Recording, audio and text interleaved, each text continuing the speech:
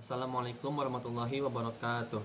Perkenalkan, nama saya Muhammad Fatra Bani Fauzan dengan NIM 2107164 dari jurusan Teknik Logistik kelas B Universitas Pendidikan Indonesia. Saya akan menjawab soal UTS mata kuliah Pendidikan Agama Islam. Yang pertama yaitu membacakan surat Al-Fatihah. A'udzu billahi minasy syaithanir rajim. Bismillahirrahmanirrahim. Alhamdulillahi rabbil alamin. Arrahmanir rahim. Maliki yaumiddin. Iyyaka na'budu wa iyyaka nasta'in. Ihdinas siratal mustaqim. Siratal ladzina an'amta 'alaihim ghairil maghdubi 'alaihim waladdallin. Amin. Lalu yang kedua adalah apa arti agama menurut bahasa dan istilah dan menurut para ulama. Agama berasal dari kata gam yang berarti pergi. Lalu setelah diberi imbuhan a pada awal dan pada akhirannya, agama memiliki arti jalan. Ada juga yang mengartikan agama berasal dari kata gama yang berarti kacau dan a yang berarti tidak, sehingga agama berarti tidak kacau. Kesimpulannya, pengertian agama secara etimologis merupakan jalan atau suatu peraturan untuk membimbing manusia mencapai kehidupan yang baik sesuai dengan jalan Tuhan. Lalu, agama menurut para ulama. Yang pertama, menurut Muhammad Abdullah Daras. Agama adalah undang-undang ketuhanan yang berfungsi menuntun orang-orang yang berakal sehat untuk memiliki kebaikan di dunia dan keberuntungan di akhirat. Menurut Ar-Raghib Al-Ahsafani, agama adalah nama bagi apa yang telah disyariatkan Allah kepada manusia melalui para nabi agar bisa mendekatkan diri kepada Allah Subhanahu wa taala. Lalu yang ketiga yaitu apa arti Islam? Bagaimana cara memahami agama Islam yang efektif dan bagaimana cara menghayatinya dalam kehidupan.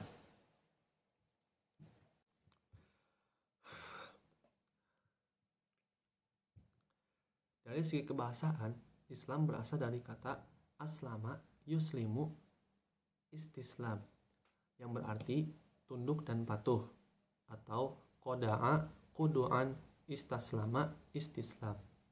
Lalu yang kedua yaitu berserah diri, menyerahkan dan memasrahkan, atau salama taslim. Yang ketiga yaitu mengikuti, atau at-toba'a itba'. Yang keempat yaitu menunaikan, atau adda ta'diyah. Yang kelima yaitu masuk ke dalam kedamaian, keselamatan, atau kemurnian. Lalu dari segi istilah, banyak para ulama yang mendefinisikan Islam. Salah satunya yaitu Sayyidina Ali. Ia berkata bahwa Islam adalah penyerahan diri. Penyerahan diri adalah keyakinan, keyakinan adalah pembenaran, pembenaran adalah pengakuan, pengakuan adalah penunaian, dan penunaian adalah pengamalan. Orang mukmin mengambil agama dari Tuhannya.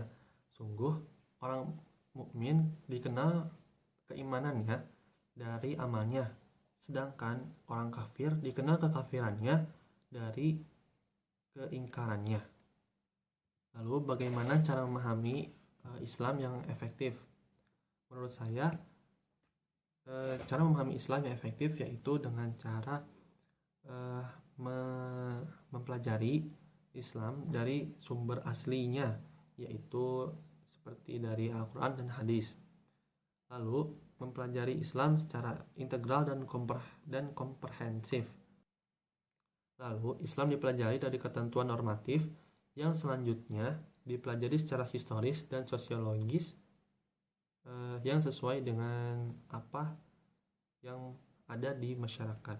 Lalu bagaimana cara kita menghayati Islam dalam kehidupan sehari-hari. Yaitu dengan cara kita mengamalkan ajaran-ajaran Islam, baik itu di lingkungan rumah, di lingkungan sekitar, maupun di lingkungan sekolah atau kampus. Lalu yang keempat yaitu apa itu Al-Quran, dan seperti apa pokok-pokok kandungan di dalamnya, dan bagaimana cara kita berinteraksi dengan Al-Quran. Karena itu hal-hal berikut ini tidak termasuk ke dalam pengertian yang disebut Al-Quran. Yang pertama, ada kumpulan wahyu Allah kepada nabi-nabi sebelum Nabi Muhammad, seperti yang diturunkan kepada Nabi Daud alaihissalam, yaitu Zabur, atau Injil yang diturunkan kepada Nabi Isa alaihissalam. Lalu firman Allah Subhanahu wa taala yang redaksi lafaznya disusun oleh Nabi Muhammad Sallallahu Alaihi Wasallam sendiri. Firman Allah Subhanahu Wa Taala ini disebut sebagai hadis qudsi. Lalu yang ketiga ada wahyu dari Allah kepada Nabi Muhammad Sallallahu Alaihi Wasallam yang keluar dari Nabi Muhammad sendiri, baik berupa perkataan atau perbuatan. Sabda atau perbuatan tersebut disebut sebagai sunnah. Lalu yang keempat yaitu terjemahan Al-Quran ke dalam bahasa lain selain Arab. Kitab ini disebut terjemah Al-Quran. Lalu yang terakhir yaitu susunan lain dalam bahasa Arab tentang makna Al-Quran yang berbeda dengan susunan yang diterima oleh Nabi Muhammad SAW. Lalu yang selanjutnya yaitu pokok-pokok kandungan dalam Al-Quran. Yang pertama ada akidah. Akidah adalah sistem keyakinan yang mengangkat pada kebenaran mutlak tentang pokok-pokok keimanan dan melahirkan cara pandang yang benar tentang segala hal dengan menempatkan Allah sebagai satu-satunya sentral. Lalu pokok kandungan Al-Quran yang kedua yaitu ibadah. Ibadah artinya menghamba atau mengabdi. Dalam hal ini ibadah adalah tata cara hubungan antara manusia dengan Tuhannya. Lalu yang ketiga ada muamalah. Muamalah adalah tata cara hubungan antara manusia dengan manusia. Lalu yang keempat adalah akhlak. Akhlak adalah pola perilaku manusia, baik yang lahir ataupun yang batin. Lalu pokok kandungan Al-Quran yang kelima adalah hukum. Penjelasan tentang hukum ini terdapat pada Al-Quran surat Al-Maidah ayat 90 yang artinya, hai orang-orang yang beriman, sesungguhnya arak, main judi, menyembah berhala, dan mengundi nasib adalah perbuatan keji dan termasuk perbuatan syaitan. Maka jauhilah perbuatan-perbuatan itu agar supaya kamu mendapat keberuntungan. Yang dimana maksud dari ayat ini yaitu hukum minum arak, main judi, menyembah berhala, dan mengundi nasib adalah haram. Dan perbuatan tersebut termasuk kepada perbuatan setan. Lalu yang keenam adalah kisah umat-umat terdahulu. Hal ini terdapat pada firman Allah surat Al-Furqan ayat 37-39. Yang ketujuh yaitu dasar-dasar ilmu pengetahuan tentang alam semesta. Lalu yang kelima yaitu apa makna iman, lalu bagaimana cara meningkatkan iman, dan apa yang kamu ketahui tentang iman. Iman secara bahasa artinya al-tasdik, dan bila diterjemahkan ke dalam bahasa Indonesia berarti pengakuan, kepercayaan kepada sesuatu, atau ketepatan hati. Para ulama memberikan ragam pengertian dari iman. Yang pertama yaitu dari Ahmad Farid, yaitu membenarkan Rasulullah SAW berkenaan dengan semua yang disampaikan Rabb-nya. Pembenaran dalam pengertian ini mengandung unsur penerimaan atau qabul, cinta atau mahabbah. Yang ketiga yaitu praktek atau amal. Selanjutnya yaitu apa yang Anda ketahui tentang iman. Keimanan adalah hal yang sangat penting bagi manusia. Urgensi keimanan bagi manusia antara lain karena alasan-alasan sebagai berikut. Yang pertama adalah iman merupakan dasar, fondasi, dan akar bagi sebuah amal perbuatan. Yang kedua, iman merupakan pendorong energi motivasi untuk melakukan tindakan amal. Yang ketiga, iman mampu membentengi diri dari penyesalan bila gagal dan dari putus asa bila belum berhasil. Yang keempat, dengan iman membuat seseorang menjadi tenang dan aman.